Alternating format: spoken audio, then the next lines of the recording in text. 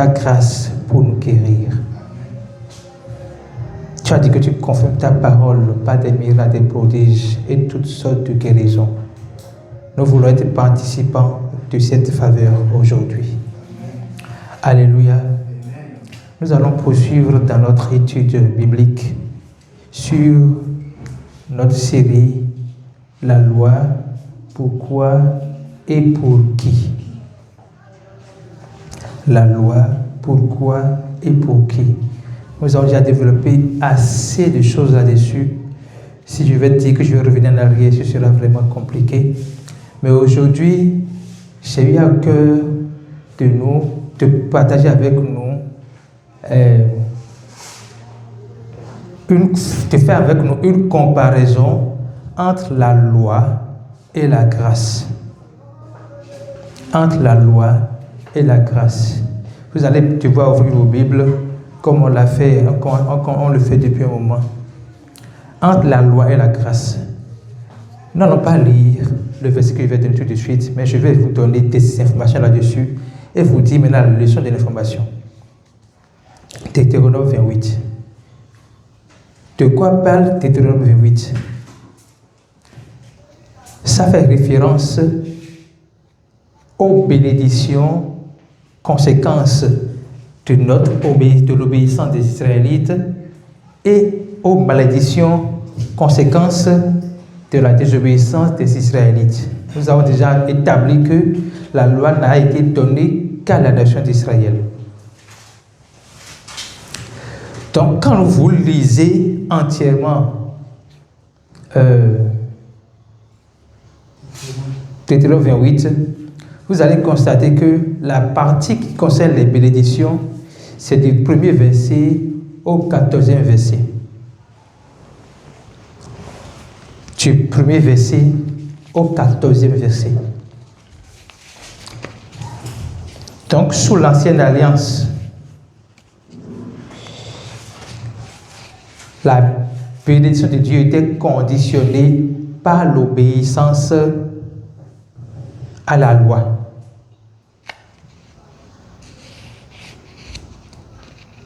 Lis-moi le premier verset tout de même pour que vous compreniez. Le premier aux 3 versets, vous allez voir quelque chose.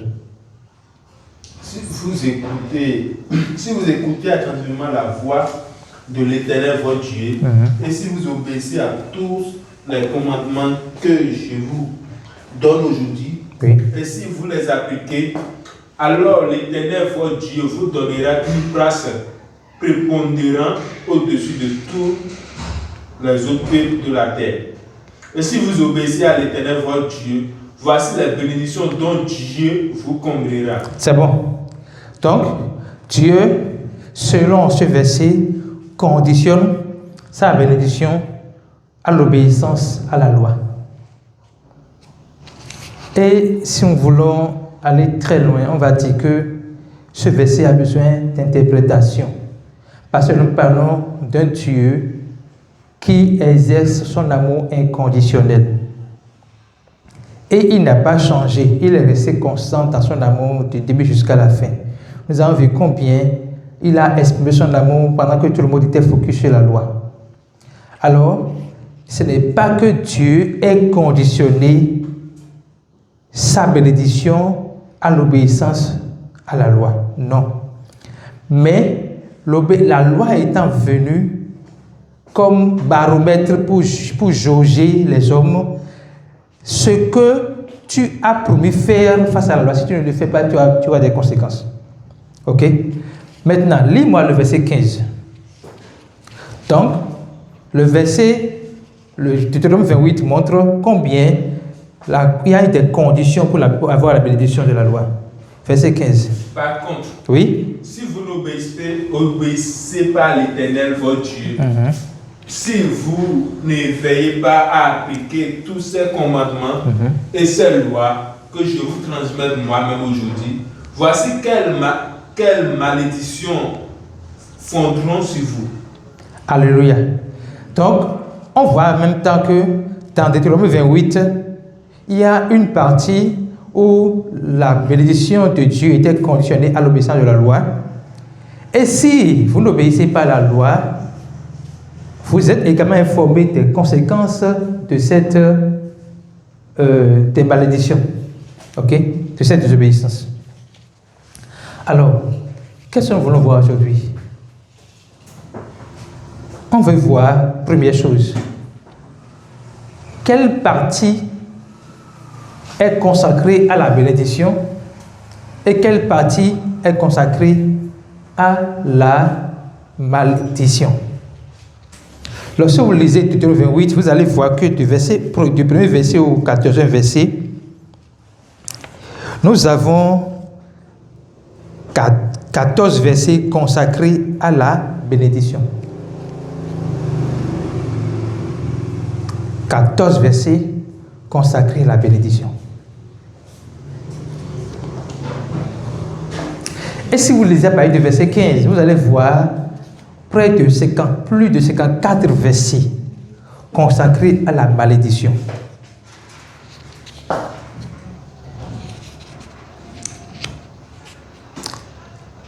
Qu'est-ce que cela signifie? Lorsque vous essayez de chercher le ratio, c'est-à-dire diviser 54 par 14, vous allez voir que le match a commencé à 1 contre 4. C'est-à-dire que lorsqu'on va sur un terrain de football, le match compte normalement 0-0. 0 de chaque côté. Mais pour ceux qui décident, pour ceux qui étaient sous la loi, dans le peuple d'Israël, le match avait commencé 1-0. Ils ont marqué un but. S'ils obéissaient à toute la loi, ce qui est déjà impossible, c'est qu'ils ont marqué un but à Dieu. Et s'ils n'obéissaient pas, au lieu d'un but que Dieu leur marque, c'est qu'ils reçoivent 4 buts que la loi leur marque. Donc, s'ils obéissaient à toute la loi, ils ont marqué un but à la loi. S'ils n'obéissaient pas, la loi leur marque 4 buts. Et c'est comme ça que le match a commencé pour eux. C'est pour cela que Jacques a dit, dans Jacques 2, verset 10, que si vous obéissez à toute la loi et que vous marquez contre un seul commandement, vous avez péché contre toute la loi. En fait, il n'est pas possible que le peuple d'Israël puisse obéir à la loi à 100% et donc mériter la blessure de Dieu. Il n'est pas possible.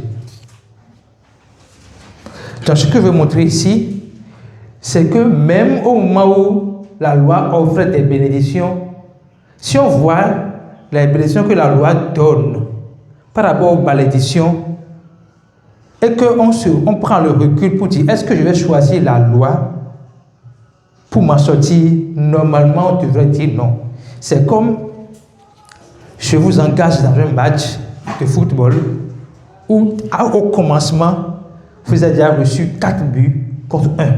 Est-ce que vous allez pouvoir vous engager dans ce match dans le but de dire je vais gagner? Ce n'est pas évident parce que votre psychologie est déjà touchée. Alléluia. Donc, première chose que vous devez retenir ici, la loi donne 4 malédictions contre une bénédiction. Ce qui ne vous arrange pas. Pour ceux qui sont malheureusement encore dans une mentalité légaliste, ils doivent savoir que la loi ne leur fait aucun cadeau. La loi ne leur fait aucun cadeau. Ils ne peuvent jamais s'en sortir face à la loi. Impossible. Impossible qu'ils s'en sortent face à la loi. Parce qu'au commencement du match, la loi leur marque déjà 4 buts. Et c'est par chance qu'ils vont pouvoir marquer un seul but d'ailleurs. Parce que même s'ils pouvaient obéir à la loi en partie, c'est qu'ils ont encore échoué. Alléluia. Maintenant, quel est le message de Deutéronome pour nous qui sommes en Christ? Comment le premier verset sera reformulé? Comment le premier verset sera reformulé? Je veux qu'on lise ce verset-là. 2 Corinthiens parlant de l'obéissance à Dieu, l'obéissance à Christ. Je crois que c'est 2 Corinthiens 10, verset 5. 2 Corinthiens 10, verset 5. 2 Corinthiens 10, verset 5. Lis-moi ça, s'il te plaît. Nous renversons le raisonnement et toute hauteur qui s'élève contre la connaissance de Dieu, et nous amenons toute pensée captive à l'obéissance de Christ. Reprends à haute voix. Écoutez bien le verset, s'il vous plaît. Nous renversons les raisonnements et toute hauteur qui s'élève contre la connaissance de Dieu, et nous amenons toute pensée captive à l'obéissance de Christ. Alléluia. Écoutez bien ce que je veux dire ici, parce qu'il y a des versions qui disent nous amenons toutes nos pensées captives à obéir à Christ. Ce n'est pas ça. Le verset dit clairement, la bonne version, c'est que nous amenons toutes nos pensées captives à l'obéissance de Christ. Nous amenons toutes nos pensées captives à l'obéissance de Christ. Donc, il y a quelqu'un qu'on appelle Jésus qui a obéi à toute la loi à notre place. Suivez bien ce que je dis. Il y a Jésus qui a obéi à toute la loi à notre place. Pour que nous n'aurions pas à tenter ou à essayer d'obéir, sachant que nous allons davantage échouer. Maintenant, comment Jésus-Christ a obéi à la loi? Comment il a obéi à la loi? Philippiens 2, versets 7 à 9. Philippiens 2, versets 7 à 9.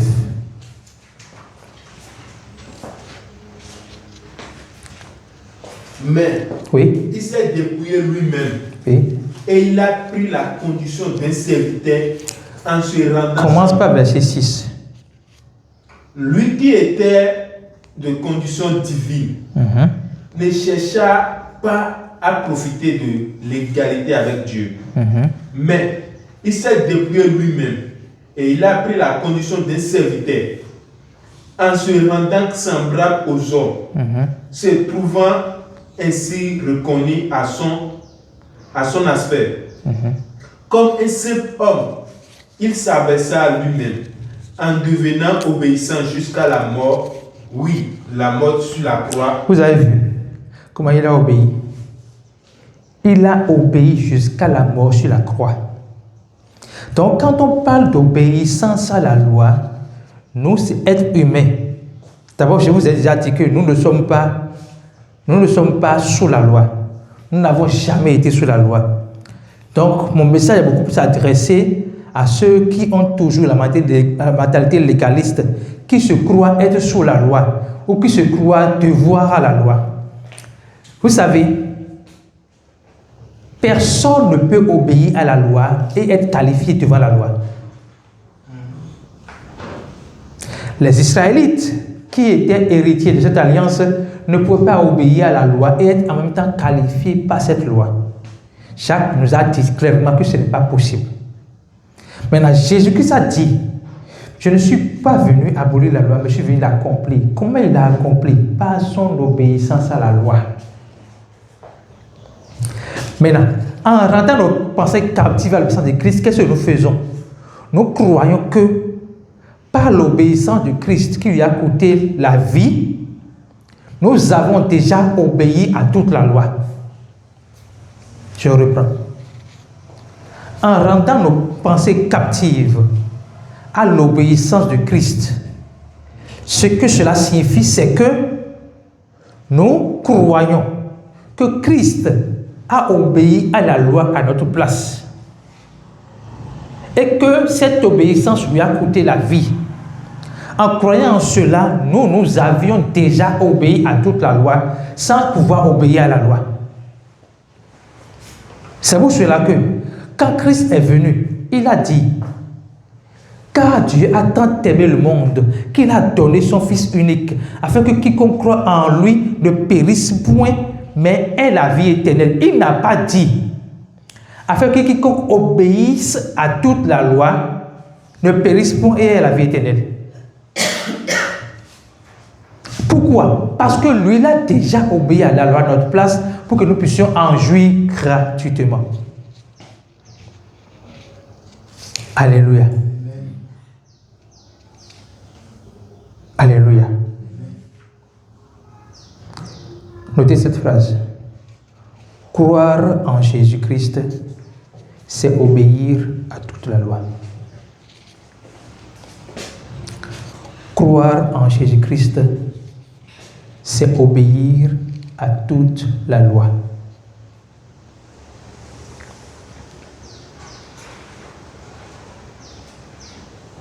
Romains 10, verset 4. Christ est la fin de la loi pour la justification de tous ceux qui croient. Christ est la fin de la loi pour la justification de tous ceux qui croient. Ça veut dire que Jésus-Christ a mis fin au règne de la loi pour que tous ceux qui accèdent à la grâce soient justifiés gratuitement.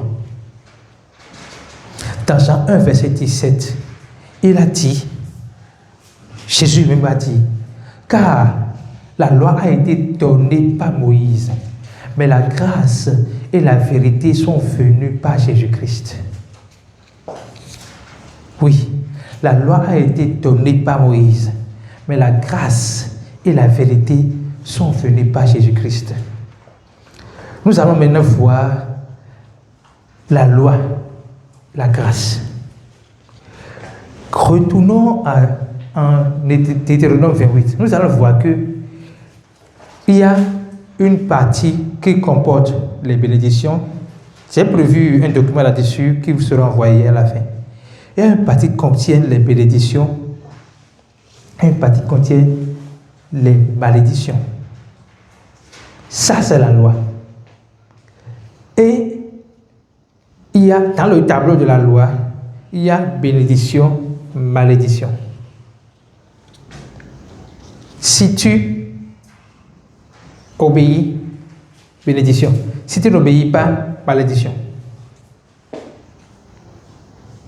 Maintenant, dans la grâce, lorsqu'on va lire Deutéronome 28 avec l'œil de la grâce, lis-moi le premier verset, je vais essayer de nous traduire cela avec l'œil de la grâce. Lis-moi le premier verset. Si vous écoutez attentivement la parole de l'Éternel votre Dieu, oui.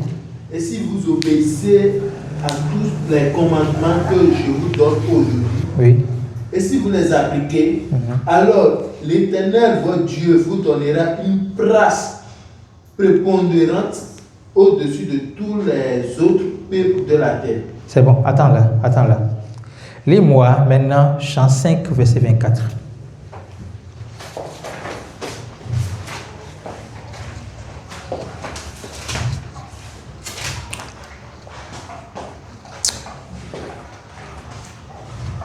Chant 5, verset 24.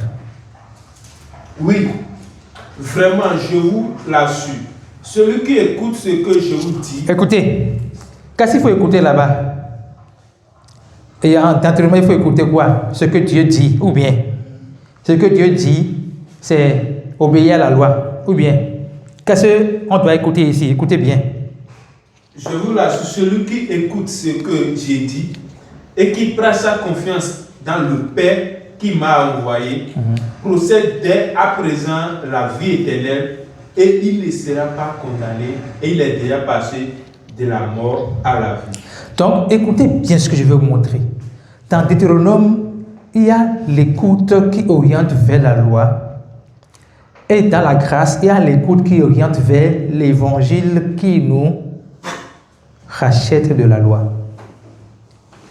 Donc, lorsqu'on va lire Deutéronome 28 avec l'œil de la grâce, on va dire, si tu crois en Jésus,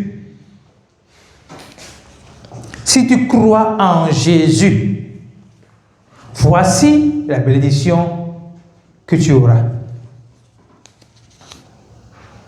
Donc, la condition pour la bénédiction maintenant n'est plus est-ce que j'ai obéi à la loi, mais est-ce que j'ai cru en celui qui a obéi à la loi à ma place, Jésus-Christ. Est-ce que vous comprenez? Tout, je vais maintenant faire la comparaison. Dans la grâce, c'est-à-dire lorsque vous êtes croyant, lorsque vous avez accepté que Jésus-Christ est mort pour vos péchés, enseveli et ressuscité, vous n'avez pas un tableau de bénédiction et un tableau de malédiction. Vous n'avez pas ça. Vous n'avez que la bénédiction et zéro malédiction. Mon frère, ma soeur en Christ, tu n'es pas maudit, tu es béni. Parce que tu as cru en Jésus-Christ, tu n'es pas maudit, tu es béni. Parce qu'il n'y a pas de chance pour toi de ne pas de désobéir à la loi pour pouvoir en payer les conséquences. Tu es béni. Éphésiens 1, verset 3.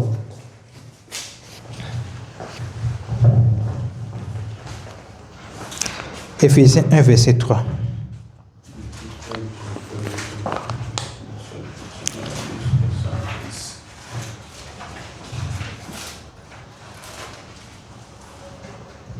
Béni soit Dieu, le Père de notre Seigneur Jésus-Christ, qui nous a bénis de toutes sortes de bénédictions spirituelles dans le lieu céleste en Christ. Alléluia. Autrement, nous sommes déjà bénis. Ce n'est pas que nous serons bénis. Nous sommes bénis. Ne crois pas que si tu fais une situation difficile, cela veut dire que tu n'es pas béni.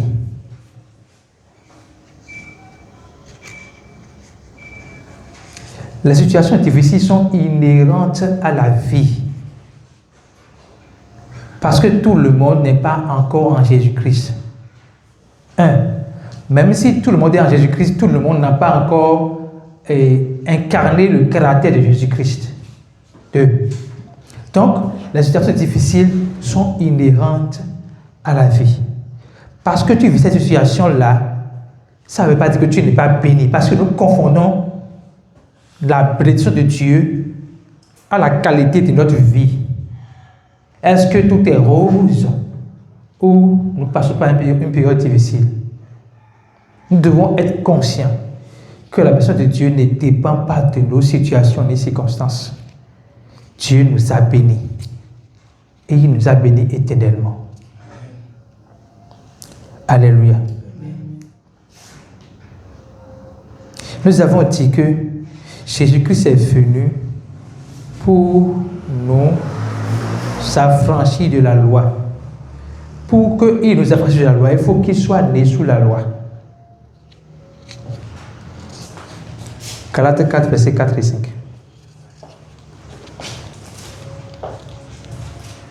Pour qu'il nous affranchisse de la loi, il faut qu'il soit né sous la loi.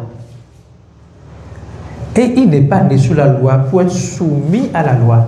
Il est né sous la loi pour délivrer le peuple d'Israël de la loi.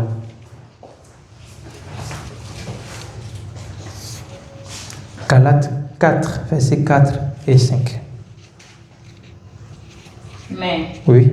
Lorsque les temps ont été accomplis, oui. Dieu a envoyé son Fils, né d'une femme, né sous la loi, afin qu'il rachète ceux qui étaient sous la loi, afin que nous recevions l'adoption. Il rachète ceux qui étaient sous la loi. Est-ce que ce verset nous a été adressé? Vous reprendre le verset. Écoutez bien. Mais, oui. Lorsque les temps ont été accomplis, oui. Dieu a envoyé son Fils, né d'une femme, né sous la loi, afin qu'il rachète ceux qui étaient sous la loi. Alors, Jésus est venu racheter qui? Si vous comprenez l'enseignement jusqu'à présent. Ceux qui étaient sous la loi. Et ceux qui étaient sous la loi, c'est les Israélites. C'est le peuple d'Israël. C'est la nation d'Israël. Ce n'est pas toi et moi. Ce n'est pas les autres nations du monde entier. Elles n'ont jamais été sous la loi, les autres nations du monde entier. Les autres peuples n'ont jamais été sous la loi, à l'exception du peuple d'Israël. Donc Jésus est venu sous la loi. D'abord, Jésus est venu du peuple d'Israël. Il est venu de ce peuple-là, sous la loi, pour pouvoir les affranchir de cette même loi. afin de les introduire dans la grâce glorieuse. Ayant fait cela, il a encore fait quelque chose pour eux. Galates 3, verset 13.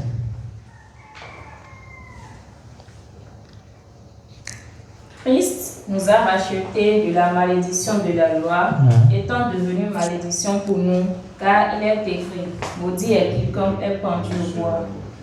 Donc, le nous là ne concerne pas le croyant. On parle toujours du peuple d'Israël. Autrement, toi, tu n'as jamais été racheté de la loi. Il ne faut pas qu'on se leurre. Tu n'as jamais été racheté de la loi. Parce que tu n'as jamais été sous la loi. Tu as hérité directement de la grâce. Donc, Christ a racheté le peuple d'Israël de la loi pour leur donner l'opportunité de venir à lui par la foi en Jésus-Christ. Il s'est fait malédiction. Qu'est-ce que cela veut dire? Pour le peuple d'Israël qui croit en Jésus-Christ, ils ne sont plus maudits. Parce que Jésus-Christ a déjà montré, reprends le verset là, mais à partir du verset 10, pour que vous voyez 10 à 13. Car tous ceux qui s'attachent aux œuvres de la loi sont sous la malédiction. Donc il parle maintenant à ceux qui n'ont jamais été sous la loi et qui s'attachent à la loi, aux œuvres de la loi. Comprenez bien, ils n'ont jamais été sous la loi, mais ils s'attachent aux œuvres de la loi. Et dans ceux-là, ça concerne également les Israélites qui s'attachent à la loi. Continuez. Car il est écrit, maudit est quiconque n'observe pas tout ce qui est écrit dans le livre de la loi et ne le met pas en pratique. Alléluia. Maudit est quiconque n'observe pas tout ce qui est écrit dans le livre de la loi et qui ne le met pas en pratique. Ça veut dire que si vous êtes attaché, vous vous attachez aux œuvres de la loi, vous êtes d'avance maudit. Ce n'est pas que Dieu vous a maudit. Si vous attachez aux œuvres de la loi, vous acceptez vous-même la malédiction de la loi. Ce n'est pas que Dieu vous a maudit, mais vous acceptez vous-même la malédiction de la loi. Parce que d'avance, vous êtes déjà disqualifié. Alléluia. Maintenant, il s'est fait malédiction pour nous.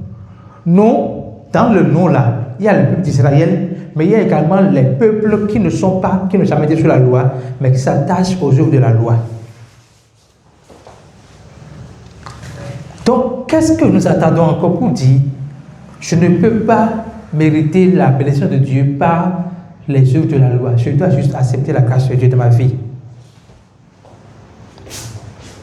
Jésus s'est fait malédiction pour que nous soyons bénis. Nous devons croire en cela. Nous devons nous affermer dans cette vérité. Si dans ta famille, les gens te convainquent que tu n'es pas béni, mais que tu es maudit, rappelle-toi ce matin, Jésus a pris ta malédiction. Et tu es béni. Alléluia. Qu'est-ce que je vais montrer aujourd'hui? Nous n'avons jamais été sous la loi. Pour ceux qui étaient sous la loi, ils ont vécu la bénédiction et la malédiction. Et dans ce registre-là, c'est parti sur un match de 1 but contre 4. 1 but pour la loi et 4 buts. 1 but contre la loi et 4 buts contre ceux qui veulent se soumettre à la loi.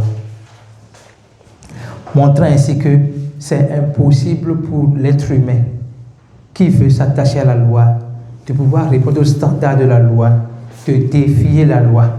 Mais il y a une personne qu'on appelle Jésus-Christ qui est venu sur cette terre, qui a obéi à toute la loi à ta place en se donnant à la croix. La parole dit, que le salaire du péché, c'est la mort. Mais ce n'est pas n'importe qui peut mourir pour le salaire du péché. C'est la personne qui a envie qui peut mourir. Nous n'étions pas en vie. Nous étions morts parce que nous avons hérité de la nature pécheresse d'Adam. Mais Jésus-Christ est venu dans ce monde, non pas le système biologique de ce monde, mais parce qu'il est venu sous l'ordre du Saint-Esprit, sans une relation entre un être humain et entre deux êtres humains. Donc il est venu par le Saint-Esprit, il est la vie. Et en tant que vie, il a choisi de livrer sa vie afin que toi tu aies la vie. Lorsque vous comprenez cela, vous ne faites plus d'efforts pour dire je vais obéir à la loi dans le but de plaire à Dieu. Mais je vais marcher dans la vie de Dieu pour plaire à lui. Ce n'est pas la foi que nous pouvons plaire à Dieu. Ce n'est pas par l'accomplissement des œuvres mortes, des œuvres de la loi. Non. Nous devons vivre par la foi. Nous devons marcher par la foi. Nous devons croire que Jésus-Christ a réellement payé le prix du péché à la croix pour moi. Jésus-Christ a déjà payé, a déjà pris ma malédiction pour que personne ne me dise que je suis maudit. Tu es béni. En ce mois d'août, retiens que tu es béni. Et ce mois est également béni. Tous les jours de ce mois sont bénis. Au nom puissant de Jésus-Christ. Levons-nous sur nos pieds, nous allons prier.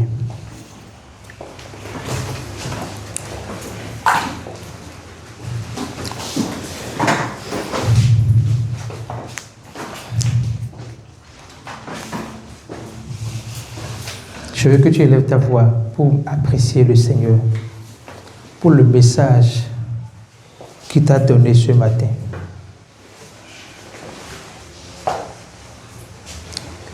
Le message ce matin, c'est pour que tu sois consciente de ta position en Christ. Tu n'as jamais été sous la loi. Tu es né sous la grâce. Mais malheureusement, les gens qui, de génération en génération, étaient attachés à la loi, t'ont fait croire que tu dois être soumis à la loi. Nous avons vu combien la loi ne te fait aucun cadeau. Tu n'es pas capable même de lui marquer un seul but, mais lui peut t'en marquer 4 au début du match. Commence par apprécier le Seigneur qui t'a déchargé de ce fardeau de vouloir plaire à Dieu par la loi. Je ne cherche pas à plaire à Dieu par la loi. Je cherche à plaire à Dieu par la foi dans ce que Christ a fait pour moi. Je ne cherche pas à plaire à Dieu par la loi. Mais je veux plaire à Dieu par la foi dans le sacrifice que Christ a accompli pour moi à la croix.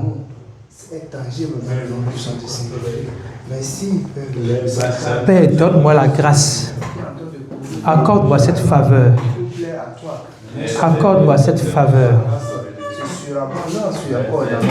De prendre la mesure, de prendre conscience de combien je suis favorisé, je suis privilégié d'être sous la grâce. De comprendre que je suis sous la grâce et de vivre loin de toute mentalité légaliste. Merci Jésus. Merci Jésus. Merci Jésus.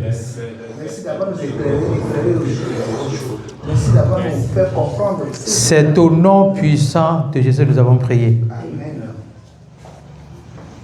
Je veux que tu pries pour tes frères et sœurs, pour nos frères pasteurs, afin qu'ils puissent avoir la révélation que nous n'avons jamais été sous la loi.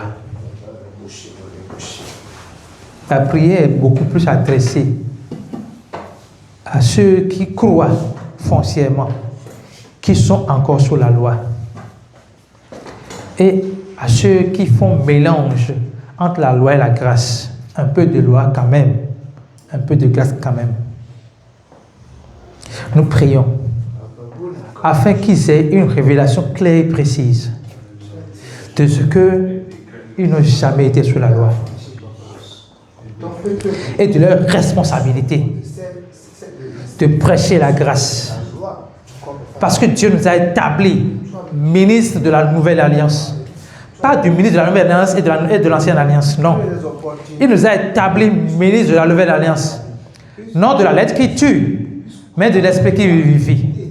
Je déclare dans le nom de Jésus que tous les ministres de Dieu prennent conscience qu'ils ne sont pas ministres de Dieu pour mélanger la loi et la grâce, pour mélanger l'ancienne alliance et la nouvelle alliance. Ils sont ministres de Dieu pour révéler Christ dans la nouvelle alliance, pour révéler la grâce, la miséricorde de Dieu qui nous a sauvés.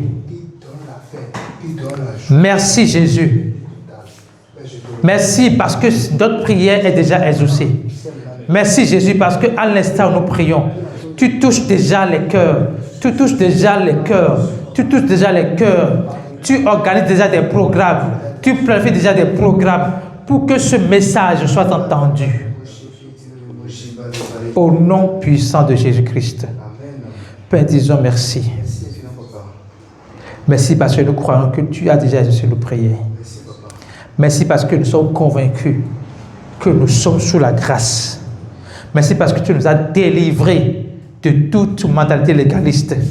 Nous voulons demeurer dans cette conscience de liberté en Christ, dans cette conscience de paix en Christ, dans cette conscience de communion en Christ, au nom puissant de Jésus-Christ. C'est au nom de Jésus que nous avons prié.